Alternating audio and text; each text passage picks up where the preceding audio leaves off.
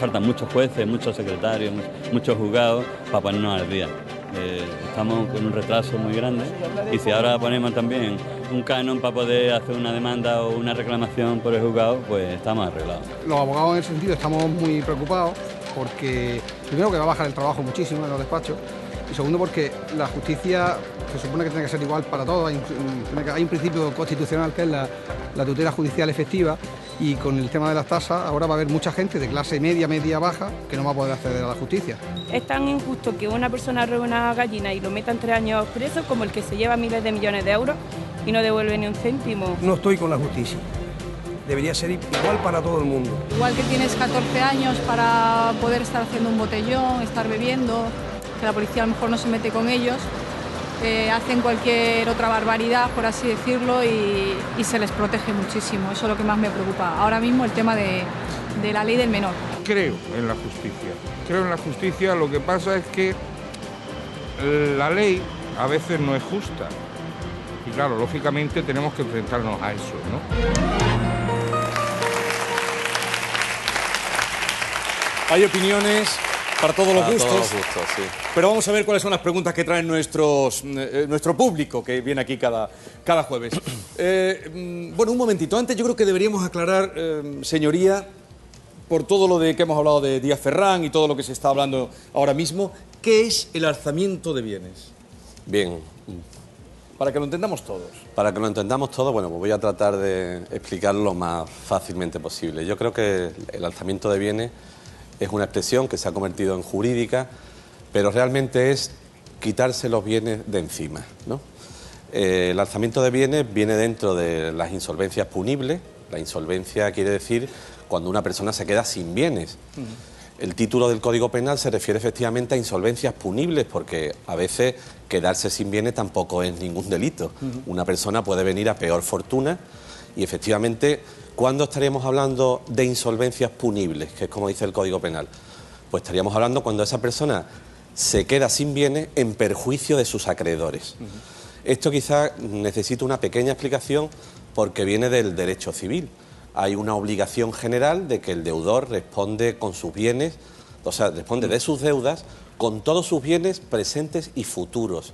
¿Y qué quiere decir esto? Bueno, pues que si usted tiene unas deudas, Jesús Vigorra tiene unas deudas y viene a peor fortuna por las circunstancias de la vida, no puede pagarlas en este momento, pues quiere decir que en el momento que consiga rehacer su economía tendrá la posibilidad de pagar las deudas que tenía con anterioridad.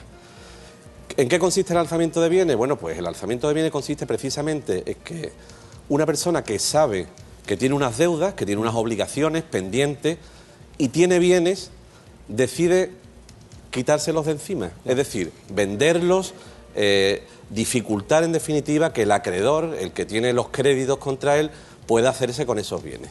Entonces, esta es la idea que persigue el Código Penal, que no quede ninguna conducta impune con estas posibilidades. ¿Lo habéis entendido? Y claro, ahora lo entiendo perfectamente. Díaz Ferrán se ha quitado tanto y se ha quedado con tan poco que, ya digo, le devolvieron 2.000 euros a Hacienda el año pasado. Almería, Laura, adelante. Muy buenas noches. Buenas noches, Yo tengo Laura. una duda acerca de la nueva medida impuesta conocida como el tasazo. ¿Cree usted que España, con este tipo de medidas, puede llegar a tener dos tipos de justicia? ¿Una para ricos y otra para pobres? Bueno, yo creo que lo que usted domina el tasazo, ¿no?, que sería la ley de tasas que se publicó en el Boletín Oficial del Estado, pero que sin embargo está pendiente de que efectivamente llegue a materializarse, pues no es la tasa que nosotros habíamos pensado en principio y que ya se venían aplicando en España desde hace algún tiempo. Nosotros pensamos que, y así lo hemos publicado en algunos comunicados, nosotros pensamos que las tasas podían servir para evitar los abusos que hay sobre el sistema de administración de justicia tan saturado. Pero lógicamente, si habíamos decidido tener un sistema de tasas, este tenía que ser, ante todo, moderado. Porque yo creo que la justicia es uno de los mayores bienes que tenemos en esta sociedad. De hecho, es el último recurso al que se puede acudir para defender nuestros derechos, y el acceso debe ser fácil para todos los ciudadanos. nosotros pensábamos que las tasas tienen que ser moderadas para evitar los abusos, como digo, los pleitos que ya se sabe que no van a prosperar, o esa persona que tiene un vecino que le molesta y decide denunciarlo continuamente, en fin, ese tipo de abusos, porque poner en marcha un juicio, deben de saber ustedes que es una cosa muy costosa. Ese tipo de abusos, y por otra parte, también hay que saber que el 40% del trabajo de los tribunales son de grandes corporaciones, de entidades de seguros, entidades mercantiles, que realmente no les importa soportar ese gasto que supone un juicio, porque tienen sus propios equipos jurídicos, su manera de vivir en ese entorno. Entonces, a esas personas jurídicas sí era adecuado ponerle una tasa, porque claro, están provocando un uso del sistema que nosotros entendemos también excesivo. Entonces, ya digo, nosotros lo que siempre hemos pensado, que inspirándonos a lo mejor en otro tipo de tasas, que cuando usted va a sacarse el carnet de identidad, pues tiene que pagar una pequeña tasa de 25 o 30 euros, que le indica al ciudadano que está haciendo uso de un servicio público y que todo lo que hoy día, todo lo que se usa, pues lógicamente cuesta un dinero, y España está en una situación muy difícil, pero de ahí a las tasas que se han puesto hay un largo trecho. Entonces yo le digo que nosotros hemos pedido que esas tasas se moderen.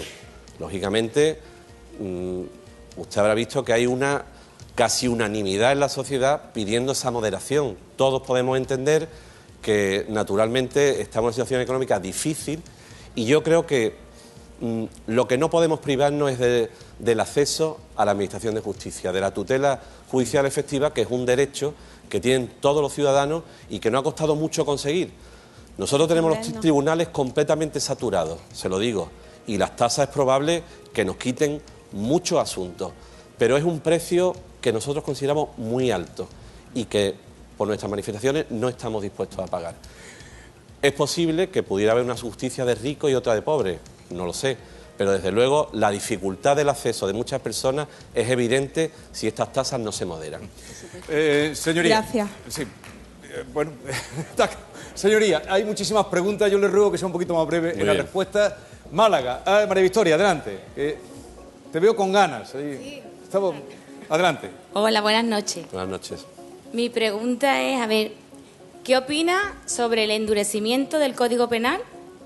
Que España ya tiene una de las leyes más duras y en cambio se endurece sobre, a ver, aparte de que España tiene una de las leyes más duras, se endurece bajo la presión social. ¿No le parece más populista que efectiva? Bueno, el endurecimiento del Código Penal, verdaderamente de la reforma que está pendiente, se va a tramitar y probablemente saldrá, o saldrá con alguna modificación, yo creo que puede obedecer a un espacio del sistema penal, del sistema punitivo, de la imposición de penas, que no está suficientemente cubierto, por lo menos así se palpa, ¿no? Parece que los delitos que ya no son de un día, de hace poco tiempo, sino que ya se vienen repitiendo desde hace algún tiempo, que por su extrema gravedad, su extrema crueldad, parece que el sistema no tiene la solución para que este tipo de delitos encuentre acomodo en lo que la sociedad entiende como justo, ¿no? Parece que se queda en poca pena. Yo creo que, no sé si después habrá oportunidad de hablar de la cadena perpetua revisable, ¿no? Me imagino que la pregunta va un poco por ahí, pero realmente piénselo, son dos palabras casi antagónicas, ¿no? Cadena perpetua significa para siempre, sin embargo revisable quiere decir que se puede modificar, ¿no? Probablemente hasta ahora no hemos dado una respuesta adecuada, digo la ley sustantiva, la ley penal, el Código Penal, a este tipo de situaciones. ¿Es necesario endurecerlo? Con el Código Penal en la mano, piense usted, y no me quiero extender mucho, pero la pregunta es muy importante. Con el Código Penal en la mano, que prevé penas hasta 40 años, parece que habría suficiente. El problema está en cómo se ejecuta esa pena, ¿no?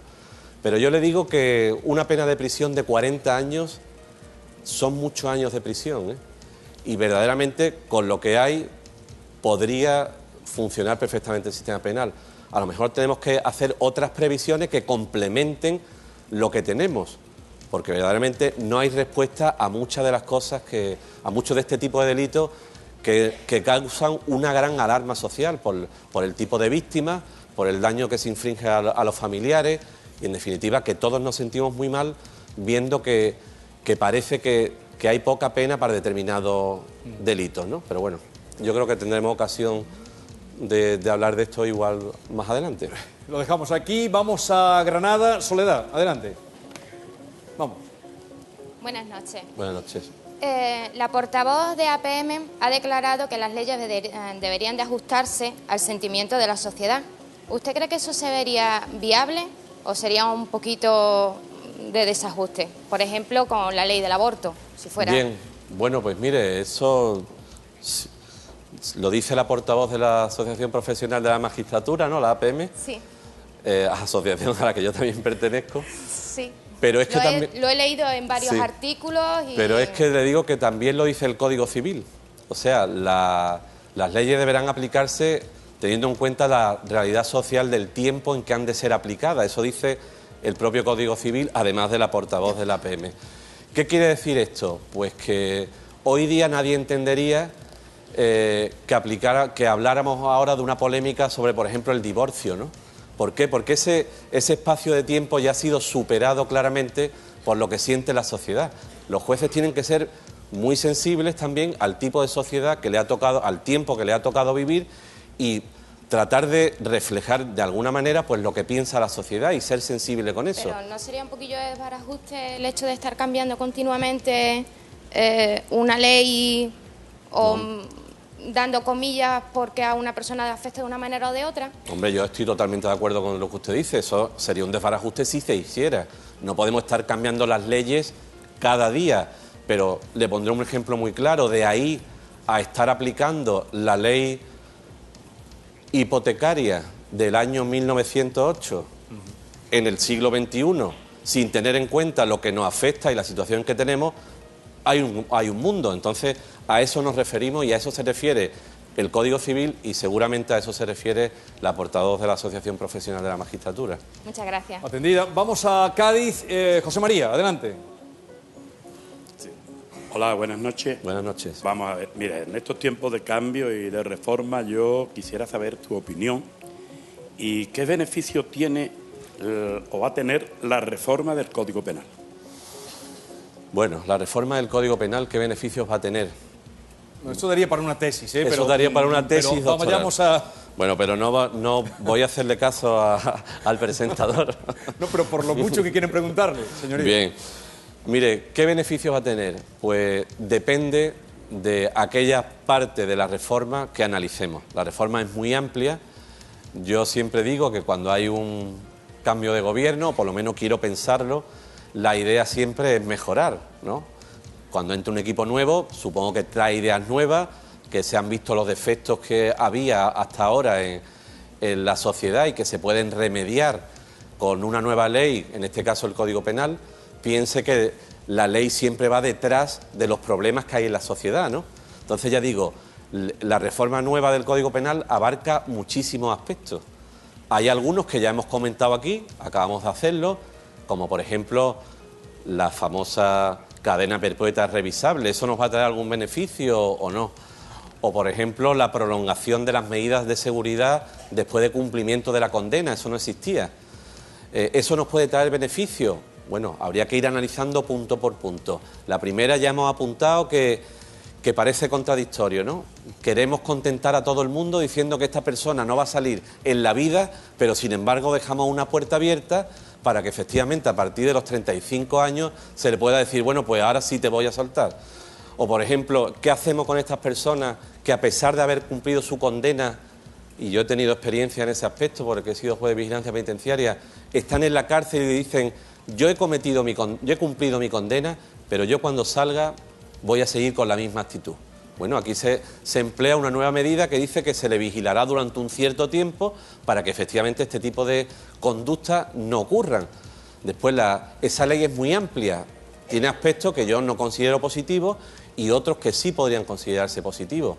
Pues se recogen cosas novedosas, como por ejemplo este caso famoso que se distribuyó por WhatsApp y por el móvil, una concejal que había en un determinado sitio que había dado unas imágenes íntimas, en fin, eso lo tipifica, es decir, lo convierte en delito, lo prohíbe y lo sanciona. Esta reforma es muy amplia, habrá cosas que imagino que serán positivas y otras tendríamos que analizarlo con más profundidad y otras que, por lo que se ve, ya empiezan a presentarnos algunas dudas. Yo creo que hay una tramitación parlamentaria, los jueces siempre podemos dar una opinión técnica, pero realmente son los políticos los encargados, a través del Parlamento y del Poder Ejecutivo, lógicamente, de llegando a consenso, tratar de que la ley que salga al final de la tramitación parlamentaria recoja toda la sensibilidad de una cosa tan importante como es un código penal nuevo, o por lo menos una reforma importante. Así que yo les pido a ellos que traten de llegar a los mayores consensos para que este nuevo código penal pueda contentar o recoja las aspiraciones de todas las personas que recoge el propio arco parlamentario, ¿no? Vamos a Gracias. Córdoba. A ver, Córdoba, Lorena, adelante. Muy buenas noches. Buenas Señor noches. Páez, en el caso de la catástrofe ocurrida en Madrid Arena, ¿podría usted decirnos, según su parecer, quiénes son los responsables de mayor a menor responsabilidad? Bueno, la verdad que usted me pregunta por un caso concreto, ¿no? Entonces Muy concreto. Sí, entonces claro, el problema de los casos concretos es que a mí la ley, a mí me está vedado entrar a determinar responsabilidades en cualquier caso que esté abierto, lógicamente. No se puede mojar, ¿no? No me puedo mojar, aunque me encantaría. No quiero eludir ninguna pregunta, eso lo tengo muy claro. Pero claro, usted debe de pensar que hay un juez que está investigando esta causa. Él es el que tiene todos los datos, nosotros podemos tener los datos que nos facilita la prensa, los medios de comunicación, pero no tenemos todas las claves para determinar, y se lo digo por experiencia propia, yo cuando he llevado un sumario, que he sido juez instructor durante muchos años, el juez realmente es el que tiene todos los datos, todas las claves, todas las realidades que al final van a determinar, imputar y llevar a juicio a determinadas personas concretas, ¿eh?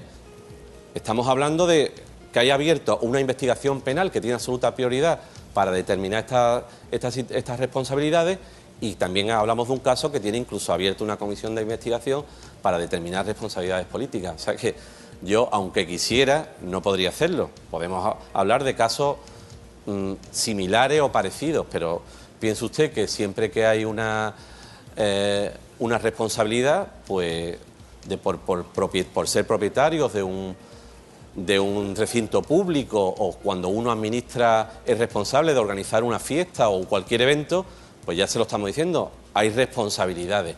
Habrá que determinar cuál es el grado y si esta catástrofe pudo ser evitada. Sobre la responsabilidad de Ana Botella, entonces ni hablamos, ¿no? Bueno, yo la verdad es que no puedo hablar sobre ese tema. Muchas gracias. Vamos a Almería. A ver, Amparo, adelante. Buenas noches, señor Páez. Buenas noches. La fianza que se ha impuesto a los señores Díaz Ferrán y del Cabo, tengo entendido que es la más alta de la historia judicial en España. Entonces le quería preguntar por qué el juez Velasco ha impuesto esta fianza y por qué ha desestimado la petición del fiscal de prisión incondicional. Bien, no voy a reiterarme en lo que ya le manifestaba a su compañera, que lógicamente no puedo entrar en el caso concreto, pero sí me gustaría explicar cómo funciona una fianza, por qué se dictan y efectivamente esta fianza sí puedo decir que es una fianza muy alta, porque eso lo estamos viendo todos, ¿no? De la más alta que se ha impuesto, pero no es la primera ni la última. Se llevan impuestas fianzas muy importantes en la historia de España y así que me acuerde, pues le puedo comentar la de un supuesto, yo no sé si fue condenado finalmente, un traficante de armas, que fue la primera, que fue millonaria en aquella época. También se impusieron fianzas millonarias a los Albertos. Habrá usted oído hablar del caso Gürtel y la fianza que se le impuso a Correa. Y yo le digo, no es la primera, no es la última, y cuando se impone una fianza es porque se adopta una medida cautelar para evitar que la persona se sustraiga a la acción de la justicia. En este caso, el fiscal, el el fiscal puede pedir la prisión provisional eludible mediante fianza, la libertad con fianza, la presentación ante los juzgados los días 1 y 15 de cada mes, para entendernos, otras medidas cautelares, retirada del pasaporte. Hay muchas medidas que se pueden pedir, las pide el fiscal normalmente y la acusación particular. Al juez le toca decidir. Y el juez, cuando se encuentra delante del presunto delincuente con la petición del fiscal de la acusación particular y la solicitud del abogado defensor de que se decrete la libertad o se adopten medidas cautelares más suaves, ¿qué decide? Bueno, pues el juez tiene que valorar primero si esa persona va a volver a delinquir, porque puede ser que dependiendo de las circunstancias ya se vea que esa persona no va a volver a delinquir, luego ya uno de los supuestos para mandarlo a prisión estaría descartado. Que esa persona cuando salga en libertad no destruya pruebas que puedan afectar a la investigación, ¿no?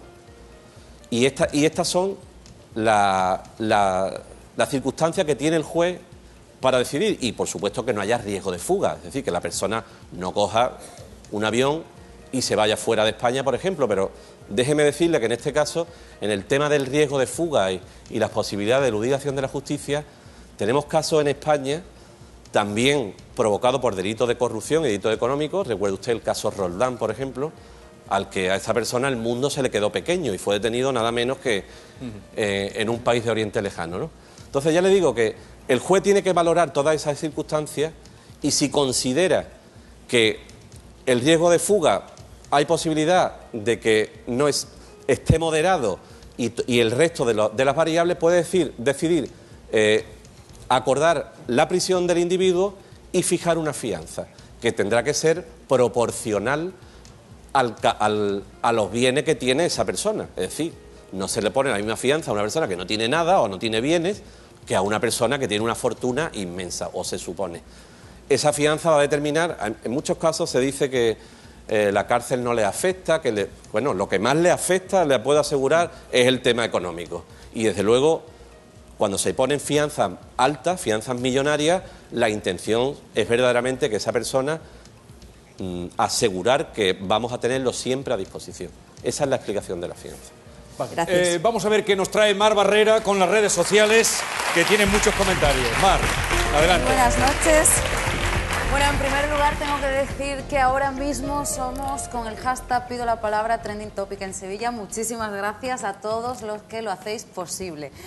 Hay mucha actividad, mucha conversación en Internet y sobre todo están coincidiendo en que en este momento la Constitución española está un poco obsoleta. Se está exigiendo desde las redes sociales reformas y por eso de las 3 preguntas que les traigo, la primera va sobre esta cuestión. ¿Para cuándo un cambio de nuestra Constitución española? Bueno, yo creo que el cambio vendrá determinado por la voluntad de los ciudadanos, está claro. La Constitución es una norma que nos hemos dado, yo creo que con mucho esfuerzo, con mucho sacrificio, y es una gran norma. ¿Hay que cambiar la Constitución?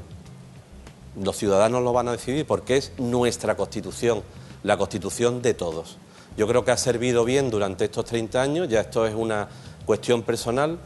La Constitución ha sido modelo para otras democracias.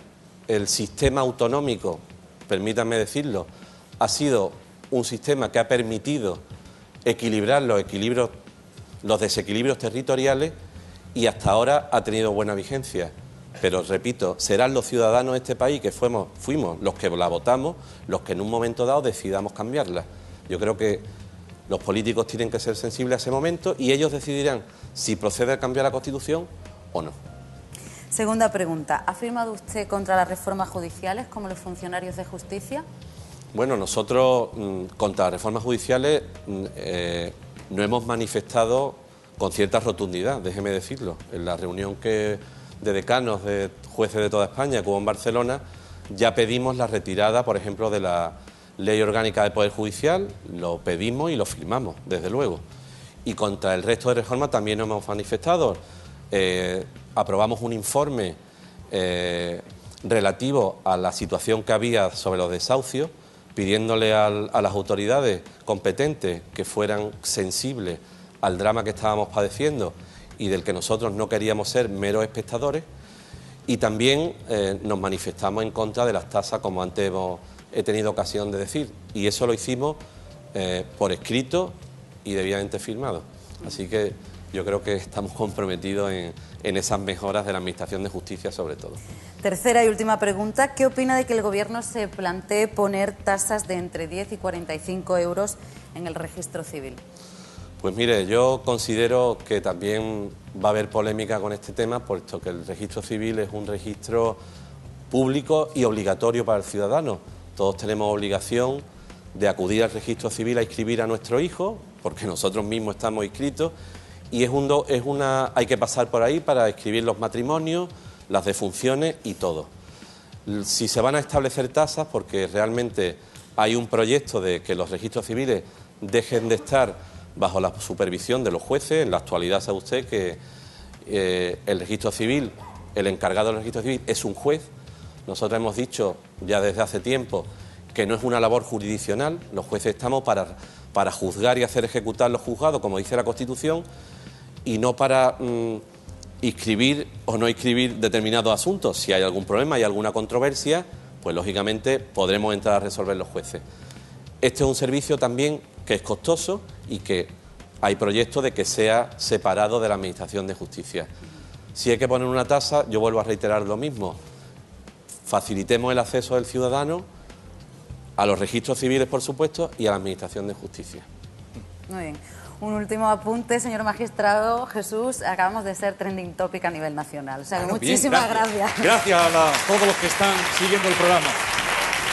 Bueno, señoría, pido perdón porque había muchísimas preguntas. Esto será motivo para que venga usted otra vez. Pero dígame, usted ha dado muchos cursos, tengo entendido, sobre el blanqueo de dinero. Algunos. Ha impartido este curso sobre blanqueo de dinero. ¿Lo que ha hecho Díaz Ferrán tiene nombre? Bueno, yo creo que esto no hay que haber dado ningún curso, ni ser un especialista en blanqueo de capitales, ni nada parecido. Nosotros, ya lo decía antes, yo creo que nos ha costado mucho esfuerzo, no solo a los que estamos aquí presentes, sino a los que han venido antes que nosotros, de tener una Constitución en la que se reconoce la presunción de inocencia. Sigamos luchando por ella y sigamos manteniéndola. Y sigamos siendo inflexibles ante comportamientos, no ya de este señor, que ya no he querido valorar, sino de cualquier comportamiento que supone una administración desleal, ya sea privado y sobre todo público. Nosotros confiamos en el sistema público, creemos que los funcionarios tienen un plus, porque yo mismo también soy funcionario en cierta manera, y desde luego conozco mucho, y el sistema, no hay que pensar que es un sistema corrupto, que todo está fatal, que no tiene solución. Estoy convencido justamente de lo contrario, ¿eh? Pero eso sí, tenemos que ser inflexibles con ese tipo de conductas que desde luego nos perjudican a todos, ponen en cuestión la solvencia de nuestro país y desde luego que nada tiene que ver con la auténtica realidad de España. Puede que vivamos ahora una crisis muy dura, jamás se ha visto algo así, pero yo estoy convencido que con el sistema que tenemos saldremos adelante, con el esfuerzo de todos, por supuesto, y déjenme terminar con el recurso, lógicamente, a una administración de justicia fuerte. Es necesario. Podremos tener leyes muy importantes, muy bien hechas, que sean estupendas, pero óigame, si no tenemos un sitio donde acudir para que nos defienda, y ese último recurso es la Administración de Justicia, las leyes se quedan en papel mojado. El otro día tuve la ocasión de ver el programa y una señora que estaba en el público, ahora realmente no recuerdo quién era, dijo que ella no creía en la justicia. Yo le quiero pedir a quien lo dijo y a quien piense de esta manera que no lo haga, porque tenemos que creer en la justicia. La justicia puede que funcione muy mal, nosotros lo reconocemos. Habría otro programa para hablar de ese tema. Lo habrá si es necesario, no se preocupe. Pero realmente es la garantía del Estado de Derecho. La justicia podrá defender nuestro derecho incluso ante el Estado. Así que hay que confiar en ella, darle los medios adecuados, que es lo que le falta, como decía otro compañero, y confiar en ella. Así que con ese mensaje quiero despedirme. Pues le despedimos agradeciéndole su presencia en el programa. Gracias, señoría. Gracias. Gracias. Bien. Pues hasta aquí hemos llegado, son las 12 y 37 minutos de la noche. La próxima semana, en Pido la Palabra, hablaremos de desahucios, de ese drama terrible. Hablaremos de pensiones, con lo que se avecina. Y hablaremos también de los derechos de los consumidores frente a los abusos que con ellos se cometen. Así es que ya pueden enviar preguntas